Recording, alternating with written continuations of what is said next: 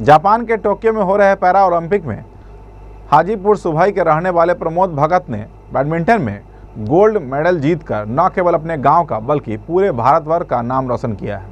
प्रमोद भगत फिलहाल उड़ीसा से खेलते हैं। इससे पहले भी उसने कई सारे मेडल और पदक जीते हुए हैं।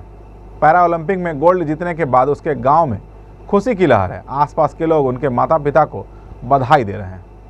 जापान के टोक्यो में पैरा ओलंपिक प्रतियोगिता में बैडमिंटन सिंगल्स में ग्रेट ब्रिटेन को हराकर देश और दुनिया ने परचम लहराने वाले प्रमोद भगत के छोटे से गांव वैशाली जिला के सुभाई में खुशी की लहर है।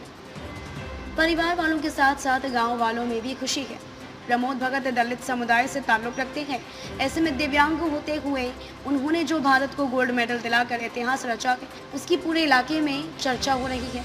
झुग्गी झोंपड़ियों के बीच प्रमोद भगत का घर है, जिससे साफ होता है कि सच्ची लगन और कड़ी मेहनत से सफलता कदम चूमती है, जिसको पूरी तरह से प्रमोद ने अपनी मेहनत से चरितार्थ किया है।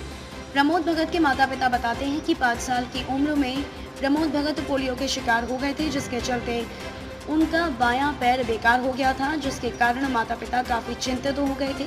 डॉक्टरों से इलाज कराकर थक चुके माता पिता को तब सहारा मिला जब प्रमोद भगत की बुआ ने उनको सहारा दिया। बुआ जो उड़ीसा में रहती हैं, उन्होंने प्रमोद भगत को गोद ले लिया। दरअसल प्रमोद भगत की बुआ कुसुम देवी जो अब इस दुनिया में नहीं है, उन्होंने प्रमोद भगत को गोद लेकर उनको पाला पोसा और इस काबिल बनाया। प्रमोद भगत की बुआ कुसुम देवी को अपनी कोई संतान नहीं थी, इसीलिए उन्होंने दिव्यांग प्रमोद भगत को गोद ले लिया और उड़ीसा में ही प्रमोद भगत का पालन पोषण किया, जहां से मेहनत करते हुए प्रमोद भगत ने टोक्यो ओलंपिक में इतिहास रचा है। यहाँ से था 4 साल के था, 5 साल के तो पोलियो मार दिया। यहाँ से ले फुआ जी आए तो उसका ले गए फुआ। फुआ क्यों चले गए? फुआ हमारा ले गए इलाज के लिए। अच्छा। इलाज कराए, पोसे पाले। अच्छा। बैडमिंटन सिखाए, खेले। अच्छा। आप लोग को पता था कि वो इतना बड़ा पदक हासिल करेंगे, देश दुनिया में नाम करेंगे? पहले से तो हमको पता ना था। पहले से तो बहुत रोए काने और बहुत नाम करता है तो बहुत खुश लगता है। काहे रोए? क्यों रोए कि पोलियो हो गया, कैसे बाल बच्चा हमको भटकेगा, क्या करेगा, हम मजबूरी लोग है, कैसे क्या होगा। अच्छा। हमको पास नौकरी चाकरी नहीं था। अच्छा। मजदूरी करते थे, माल जाल पोसते थे, खाते थे। अच्छा। इसीलिए हम रोए कि हमारे बाल बच्चा के कैसे क्या होगा। तो पूरा इतना किए। बताइए। हौसला तो ये बुलंद था जो हम क्या कहें। उनकी कभी मन में टूटी नहीं हुआ जो हम इतना अथी कर रहे हैं उनको धोखा होगा, लेकिन हिम्मत के बल पर वो एकदम खेलते चले गए। जो भी काम करता था एकदम सफलता मिलते गए।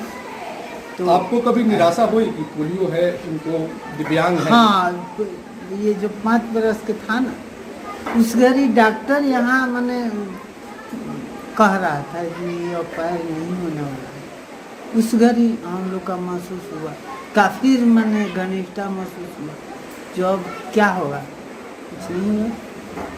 तब कब आपको लगा कि नहीं दिव्यांग होते हुए? लेकिन जब वहाँ खबर दिए दीदी और मेहमान का उड़ीसा में, तो वो लोग आए और बच्चा को ले गए। वहाँ इलाज चला। उसके बाद जब पैर थोड़ा थोड़ा ठीक होने लगा, उसके बाद ये पढ़ाई लिखाई करने लगा। उसके बाद वही कुछ दिन के बाद से ये बैडमिंटन शुरू किया। परिवार के बारे में यही कहना चाहेंगे कि वो सुभाई तो बहुत बड़ा काम किया है। प्रमोद भगत जो काम किए हैं वो हाजीपुर क्या पूरे देश का नाम रोशन किए हैं। और हम चाहते हैं कि मुख्यमंत्री खुद हरियाणा सरकार घोषणा कर दी। हमारे मुख्यमंत्री सोए हुए हैं,